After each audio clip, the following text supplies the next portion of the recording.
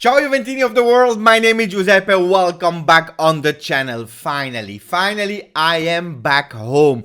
It was really nice on holiday, I'm not gonna lie, because holidays are holiday. You have the swimming pool, the beautiful weather, and so on, but how does it feel to be at home?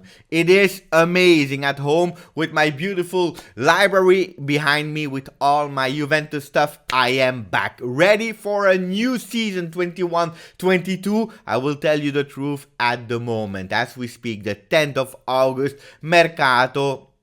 Normally we say never sleep. This time Mercato slept a lot because between one meeting and another we didn't find any new player at the moment. But we still have 21 days to make sure that we have some adjustments to the team of Massimiliano Allegri. Guys, we will speak about that because we'll speak about the usual names probably, yes, but we will speak about some updates important because they were waiting that I was back on holiday, Mercato will be hot. Guys, before starting the video, make sure to like the video, to subscribe to the channel, and to download OneFootball. Link into the description. OneFootball, our friend that is always with us in the channel, on the channel, sponsoring the channel, but also with me on holiday. Because while I was on holiday, I received some notifications on my phone because I was not always able to watch and to be updated 24/7. Thanks to OneFootball, I was updated. So guys, if you want to go on holiday and you want to be updated and you can't wait for the video, download it for iOS and for Android. It is for free. Go for it. We start with the news. The first front page. It was so long time ago that I didn't really spoke about the front pages. So Corriere dello Sport, they are speaking about Abraham Formu. Abraham, the English player that is going to Roma, probably. He was also actually linked to Atalanta, apparently, in the last hours. He can go to Roma. Is this interesting for Juventus? Absolutely not, because in the bottom right corner, they are speaking about Juve. You know that they are not giving that much space on Juventus on Corriere dello Sport. What are they saying? Allegri rialza la Juve, sconfitta ma bella. Allegri is actually trying to put some positivity on Juventus after the defeat versus Barcelona 3-0. I'm quite happy I didn't do a post-game live because it was a disaster online. Allegri saw some beautiful and positive things even if we lost, and I totally agree with him. No panic like OneFootball is reported. Allegri insists that Juventus panic after Barcelona rout. We have to have no panic, and I totally agree with that. Why? Because it was a friendly, guys. It was a friendly on the 8th of August. Who cares about losing or winning versus Barcelona in a trophy that actually means 0.0, especially if we know that our players were just back on Monday. Our big players, they didn't even had an autonomy of 45 minutes, because the important things in these kind of tests are to put some minutes in the legs. That's one, and then to try new ideas. What I saw actually quite positive is the fact that versus the past, where you were all complaining about back pass FC, where we were actually sleeping and passing the ball in the back every time, back pass FC, this time we were looking for verticalization, and even with a team that had no energy, no actually minutes in the legs, we were able to be like at least 5, 6 or 7 times in front of the goal with a phenomenal super prime Buffon. Neto, that was our ex-goalkeeper. Was everything perfect? Absolutely not. We saw that Ramsey is not ready to play that regista role. These tests are also important to understand that, to test that. Ramsey totally a disaster. Rugani was a disaster. We know it. He will probably stay at Juventus because there are no offer. It is what it is, guys, but we will have to focus on the things that worked well. And what worked well, we are trying to play a bit faster than in the past, and we are playing actually vertical with some penetration. We also saw a McKennie that was absolutely not in form, but he wanted actually to enter in the ex-Khedira role. Let's see what will happen that, but guys, calma. The important thing is actually said by Cristiano Ronaldo on Instagram. He's launching the message, keep working. In Instagram, he was also tagging Juventus to to show you that he's really near to be actually the player of the season of Juventus again with that beautiful shirt. Gazzetta dello Sport, what are they saying? Juve è il nostro anno. Juventus, it is our year. Words of Bonucci that actually didn't stop because he said, what about the controversy that was created by the fan online after the words of Massimiliano Allegri? You remember he said Bonucci will not be the vice captain of Juventus anymore. If he wants the captain armband, he has to go to the store, he buys one, and he will play in the street. Bonucci said, guys, I know Allegri since so many times, since so many years. He loves to make jokes. When I heard it, I was actually laughing about it.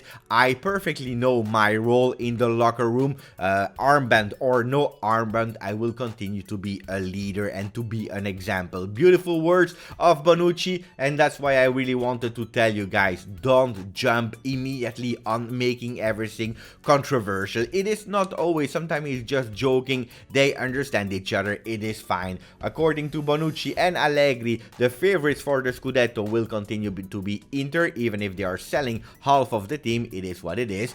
Guys, Gianluca Di Marzio, he was also speaking about Caio Jorge because he's finally in Torino. He came in Torino, he went back to make some administrative tasks in Brazil. Now he's there, he's in quarantine at the J Hotel, he's also training individually, and in a few days he will integrate the team. Don't put too much pressure to the young player of 19 years that should take the number 21 on his shirt, but he will be an important asset. An important asset, as we saw in Tuttosport, because they are saying Juventus, la Juve è 3x2. Juventus, it will be a 3-4-2. Why are they speaking about that? It's not 3-4-2 in a kind of way of playing. It's 3-4-2. They are meaning that there are 3 players for the rotation of 2 positions. Why? Because the Gazzetta is saying that Allegri will try to balance the team. It is not the moment to invent crazy thing. Why? Because we have a lot of players that are injured or suspended, like suspended